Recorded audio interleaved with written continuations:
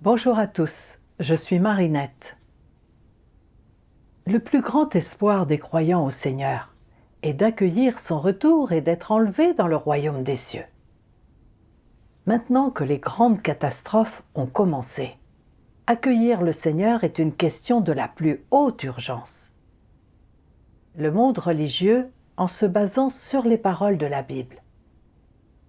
Hommes galiléens, pourquoi vous arrêtez-vous à regarder au ciel? Ce Jésus qui a été enlevé au ciel du milieu de vous viendra de la même manière que vous l'avez vu allant au ciel. Crois que, puisque le Seigneur Jésus est monté au ciel, dans un corps spirituel sur une nuée après sa résurrection, il reviendra aussi dans un corps spirituel en descendant sur une nuée. Ils attendent tous de voir le corps spirituel du Seigneur Jésus descendre du ciel sur une nuée pour les emmener dans le royaume des cieux. Mais réussiront-ils vraiment à accueillir le Seigneur de cette manière? Pourquoi les croyants basent-ils leur croyance et leur accueil du Seigneur sur les paroles des anges plutôt que sur les paroles du Seigneur Jésus? Qui donc est le Seigneur? Et qui est Dieu? Quand il s'agit de la question cruciale d'accueillir le retour du Seigneur, devons-nous croire les paroles du Seigneur ou les paroles des anges? Les paroles que je viens de citer ont clairement été prononcées par des anges. Ils ont seulement dit que le Seigneur Jésus reviendrait de la même manière qu'il était parti. Mais ils n'ont rien dit d'autre. Peut-on être certain, d'après cela, que le Seigneur reviendra dans un corps spirituel? Le Seigneur Jésus a dit: « Pour ce qui est du jour ou de l'heure, personne ne le sait, ni les anges dans le ciel, ni le Fils, mais le Père seul. » Dans ce cas, comment les anges pourraient-ils savoir de quelle manière le Seigneur reviendra? Compte tenu de cela, la prophétie des anges peut-elle être exacte? Le Seigneur Jésus n'a jamais dit qu'il reviendrait et apparaîtrait à l'homme sous la forme d'un corps spirituel. Au contraire, il a dit à plusieurs reprises qu'il viendrait en tant que Fils de l'homme et en tant qu'époux. Par exemple, « Car, comme l'éclair part de l'Orient et se montre jusqu'en Occident, ainsi sera l'avènement du Fils de l'homme. Car, comme l'éclair resplendit et brille d'une extrémité du ciel à l'autre, ainsi sera le Fils de l'homme en son jour. Mais il faut auparavant qu'il souffre beaucoup et qu'il soit rejeté par cette génération. » Au milieu de la nuit, on cria « Voici l'époux, allez à sa rencontre. » En se basant sur les prophéties du Seigneur Jésus, on peut être certain que lorsque le Seigneur reviendra, il s'incarnera en tant que Fils de l'homme, apparaîtra et exprimera la vérité pour faire son œuvre, et accomplira l'œuvre du jugement des derniers jours pour sauver un groupe de personnes et en faire des vainqueurs. Il diffusera l'évangile du règne à toutes les nations du monde, afin que le royaume de Dieu puisse être réalisé sur terre. Dieu apparaissant dans la chair pour accomplir son œuvre, vainc Satan et toutes les forces ennemies, établissant son royaume sur terre. Cela révèle pleinement la grande puissance et la sagesse de Dieu, et c'est ainsi que Dieu gagne la gloire. Cependant, les gens n'ont absolument aucune compréhension de l'œuvre de Dieu, en se fiant uniquement à leurs propres notions et à leur imagination.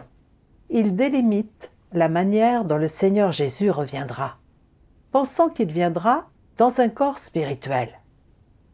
Ils ne l'accepteront que lorsqu'ils verront son corps spirituel descendre sur une nuée. C'est là une erreur fatale. Quand les gens verront arriver son corps spirituel, ils penseront avoir accueilli le Seigneur, mais en réalité, ils connaîtront le malheur. C'est exactement comme lorsque Thomas a vu le corps spirituel du Seigneur lui apparaître. Ce n'est qu'alors qu'il a cru et a dit « Mon Seigneur et mon Dieu ». Le Seigneur Jésus ne l'a pas approuvé, mais a dit au contraire « Parce que tu m'as vu, tu as cru. Heureux ceux qui n'ont pas vu et qui ont cru. » Dans les derniers jours, le Seigneur s'est fait chair en tant que Fils de l'homme. Exprimons la vérité pour faire l'œuvre du jugement. Si vous ne croyez pas cela et ne l'acceptez pas, mais que vous insistez pour attendre de voir le corps spirituel du Seigneur descendre sur une nuée pour croire, vous manquerez votre occasion d'être sauvé par Dieu dans les derniers jours. Quand le corps spirituel du Seigneur descendra, ce sera le moment où l'œuvre du jugement de Dieu sera conclue et où il récompensera les bons et punira les méchants.